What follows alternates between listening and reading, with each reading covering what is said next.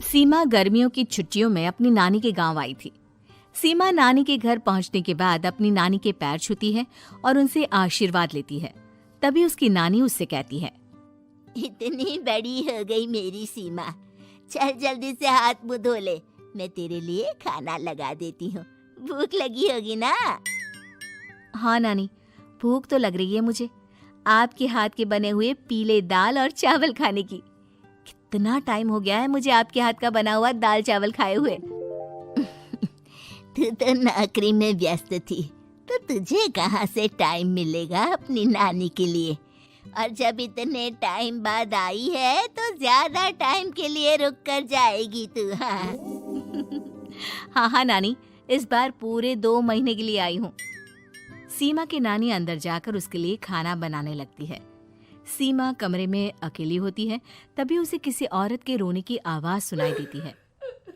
वो कभी खिड़की से बाहर झांकती है तो कभी दरवाजे से बाहर झांकती है। उसे समझ में नहीं आ रहा होता है कि आखिर रो कौन रहा है। तभी नानी खाना लेकर आ जाती है। वो अपनी नानी से कहती है, नानी, कोई औरत रो रही है क्या? मैं जब से यहाँ आई हूँ तब से मुझे यहाँ किसी औरत की रोने की आवाज आ रही है। हे भगवान, कहीं ये वही तो नहीं? बोलो ना नानी। अरे कोई नहीं रो रहा, ये तेरे मन का वहम है। और तू ना अब खाना खा ले, ज्यादा यहाँ वहाँ की बातों में ध्यान मत दिया कर।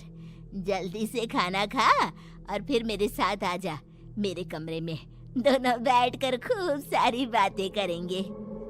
ऐसे ही अगले दिन सीमा अपनी नानी के साथ गांव के बाजार जा रही होती है। उसी रास्ते में फिर से किसी औरत के रोने की आवाज आती है। वो अपनी नानी से कहती है, अरे नानी, क्या सच में तुम्हें अभी भी किसी औरत की रोने की आवाज नहीं सुनाई दे रही? मुझे किसी औरत की बहुत बुरी तरीके से रोने और चीखने की आवाजें आ रही हैं। मैं बहुत परेशान हूँ नानी, आखिर ये कौन है? मुझे लगता है कि सीमा को शहर भेज देना चाहिए, यहाँ रहना उसके लिए ठीक नहीं। नानी बोलो ना, आप चुप क्यों हो जाती हो? सीमा, तू घर चल, मुझे तुझसे बहुत जरूरी बात करनी है।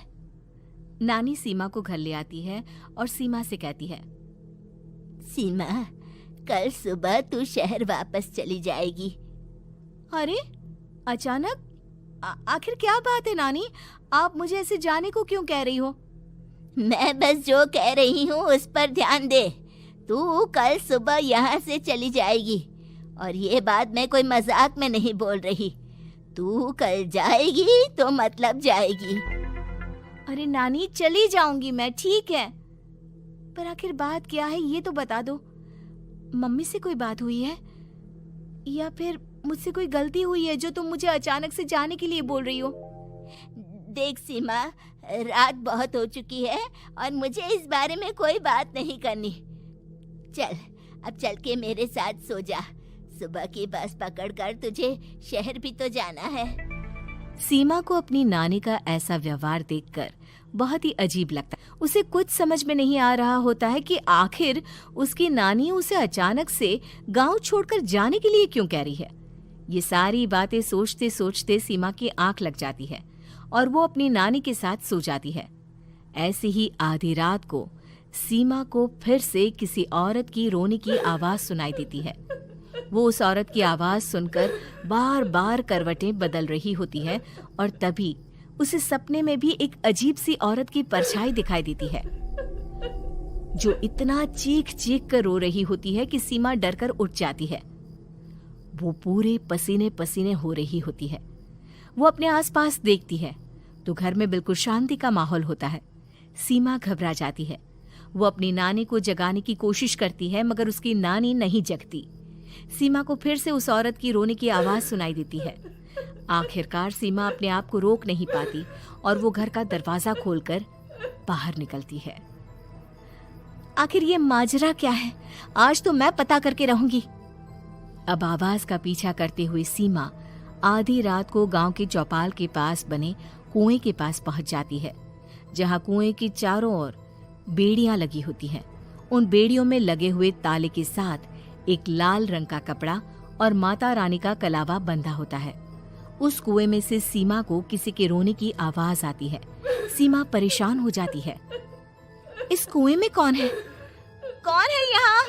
सुनो, कौन है? कौन रो रहा है? वो चिल्ला चिल्ला कर पूछती है और साथ ही लोगों को जगाने की कोशिश करती है, मगर किसी को भी उसकी आवाज सुनाई नहीं देती। अब सीमा खुद उस कुएं के पास की बेड़ियों और तालों को खोलने की कोशिश करती है और किसी तरह कुछ देर की मशक्कत के बाद सीमा उसको खोल भी देती है। और जैसे ही वो कुआं खोलकर उसके अंदर झांकती है, सीमा उस कुएं में गिर जाती है। इतने में उसकी नानी की नींद भी खुल जाती है और सीमा को पास ना देखकर नानी परेशान हो जाती है। नानी घबराकर पूरे घर में उसे ढूंढने की कोशिश करती है, जिसके बाद उसकी नानी और सभी लोग उस खूनी कुएं के पास जाते हैं और सीमा की नानी कुएं के पास खड़ी होती है। सभी गांव वालों और सीमा की नानी को सीमा के चिल्लाने की आवाज आती है, बचाओ, कोई मुझे बचाओ। मेरी बच्ची, हम आ गए, हम तुझे बचा लेंगे। नानी, मुझे यहाँ बहुत डर लग रहा है। यहाँ इंसान की कटी हुई मुंडिया, हाथ, पैर और कंकाल है और खून भी है। नानी, मुझे डर लग रहा है। आप सब मेरी मदद कीजिए, नहीं तो ये खूनी कुआं मेरी बच्ची को भी खा जाएगा। अरे मुझे तो ये समझ में नहीं आ रहा कि आखिर इस खूनी कुएं को खोला किसने। सालों पहले इसको इतनी मुश्किलों के बाद तांत्रिक बाबा ने बंद किया था। अरे पूरा गांव खूनी कुएं के बारे में अच्छे से जानता है, तो कोई भी जानबूझकर तो ऐसा करेगा नहीं। मतलब किसी ने अनजाने में इसे खोल दिया है भैया। सीमा को इस बारे में मालूम नहीं था और जब से वो यहाँ आई थी तभी से उसे किसी औरत के रोने की आवाजें भी सुनाई दे रही थी। कहीं सीमा ने ही तो उसे नहीं खोला। अगर ऐसा है तो फिर सीमा का बचना बहुत मुश्किल है। वहीं कुएं के अंदर सीमा रोते हुए बैठी होती है कि उसे आवाज सुनाई देती है जो कुएं के बाहर खड़े गांव वालों में से किसी को सुनाई नहीं देता। आज सालों के बाद मुझे ताजा खून मिलेगा।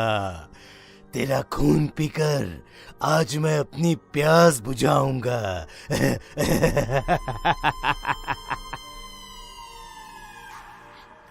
कौन है?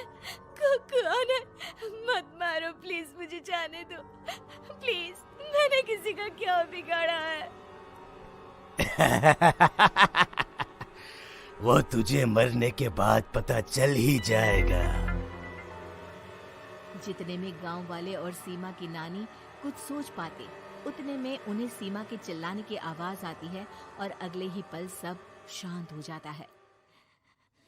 क्या हुआ? सीमा, मेरी बेटी। माफ करना बहन, लेकिन अब सीमा वापस नहीं आएगी। हमें एक बार फिर से कुएं को बंद करना होगा। गांव वाले तभी तांत्रिक को बुलाकर लाते हैं। एक बार फिर अपनी शक्ति से तांत्रिक बाबा उस कुएं को हमेशा हमेशा के लिए बंद कर देते हैं और वहां एक बोर्ड लगा दिया जाता है कि यहाँ आना मना है।